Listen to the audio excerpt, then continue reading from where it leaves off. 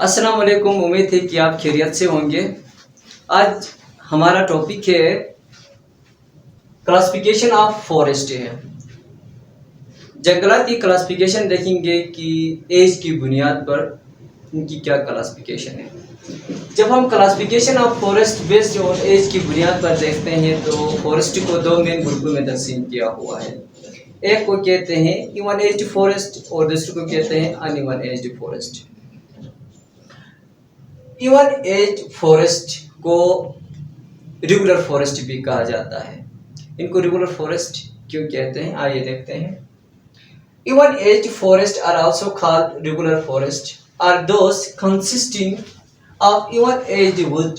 Even age wood means trees of approximately the same as.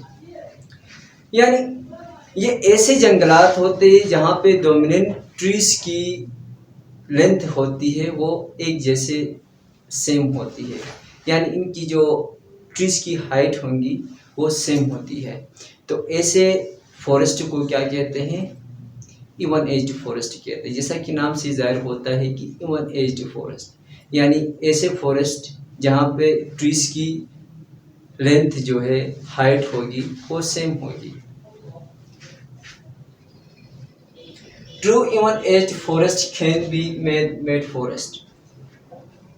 Man made forest ज़्यादातर even age forest जो होते हैं वो man made forest होते हैं। मैन मेड फॉरेस्ट में हम एक ही वक्त में ट्रीज को ग्रो करते हैं, तो वो एक ही साथ क्या होती इनके वो ग्रो करते हैं। जब एक ही साथ ग्रो करेंगे तो इनकी जो हाइट होगी वो भी सेम होगी, कैनोपी कवर भी सेम होगा।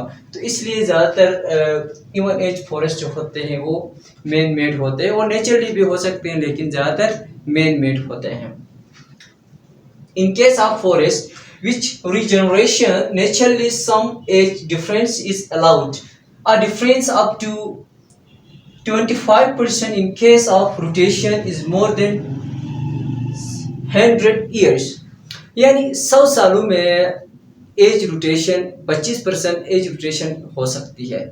मीन्स एज रोटेशन एज में तब्दीलियाँ हो सकती है। इसके अंदर फिर एज रोटेशन की जब हम बात करते हैं तो एज में वेरिएशंस कब कैसे पाई जाती है। जब केसेस की बात करते हैं तो एज में रोटेशंस क्लाइमेटिक कंडीशन की वजह से पाई जा सकती हैं, न्यूट्रिशन डिफिशिएंसी पाई जाती है, और सॉयल क्वालिटी इसकी वजह से भी एज के ऊपर इम्पैक्ट पड़ सकता है। तो 100 सालों के अरसे में 25% एज रोटेशन हो सकती है। जब हम इसकी स्ट्रक्चर की बात करते हैं तो इवन एज फॉरेस्ट की देखो, फॉरेस्ट इस तरह होते हैं, इवन एज फॉरेस्ट इस तरह होंगे। ये एक जो है ना सरफेस है, यहाँ पे फॉरेस्ट जो है ये ट्रीज है, यहाँ पे ट्रीज होंगे, ये सेम एज के होंगे। ये देखो इनकी सेम एज क्या होगी, हाइट क्या होगी, हाइट भी सेम होगी, और इसका डायमीटर होगा, जितनी लेंथ विड्थ होगी ये सारी क्या होगी इन ट्रीज की सेम होती है। क्योंकि ये अगर मैन मेड फॉरेस्ट की जब हम बात करते हैं मैन मेड फॉरेस्ट की, तो इसमें ट्रीज की जो हाइट होती है वो सेम होगी। ट्रीज इस तरह होंगे, इस तरह होते हैं, ठीक है।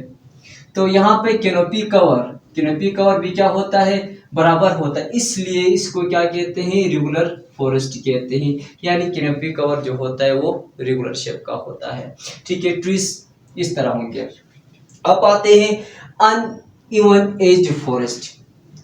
इवन एज अनइवन एज, जैसा कि नाम से जाहिर होता है कि ऐसे जंगलात जहाँ ट्रीज की एज होगी वो सेम नहीं होगी, इनको कहते हैं अनइवन एज फॉरेस्ट कहते हैं।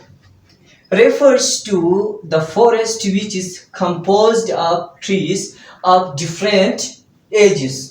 यानी इसमें ऐसे ट्रीज आ जाते हैं जिनकी जो एज होती है वो सेम नहीं होती है, सिंपल बात है।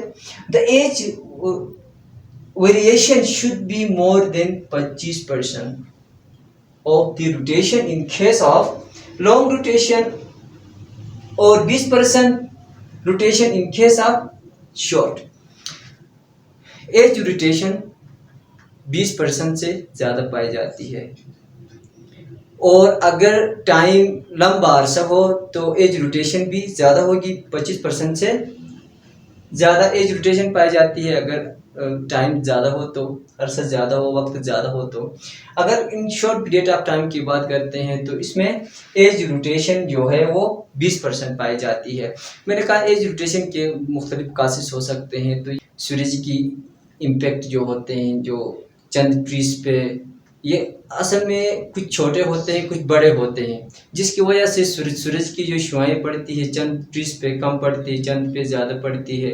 दूसरा क्लाइमेटिक कंडीशन भी हो सकता है, डिजीज़ अटैक भी हो सकता है, किसी पे डिजीज़ अटैक करते हैं जिसकी वजह से इसकी एज पे इम्पैक्ट पड़ता है। और सॉइल कंडीशन के ऊपर भी डिपेंड करता है, अगर सॉइल कंडीशन सही सॉइल कंडीशन ना हो तो इनकी एज रोटेशन पे चेंजेस आ सकती है।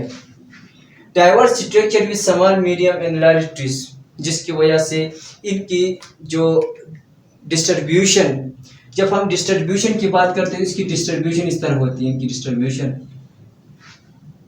जे डिस्ट्रीब्यूशन कहते हैं उसके।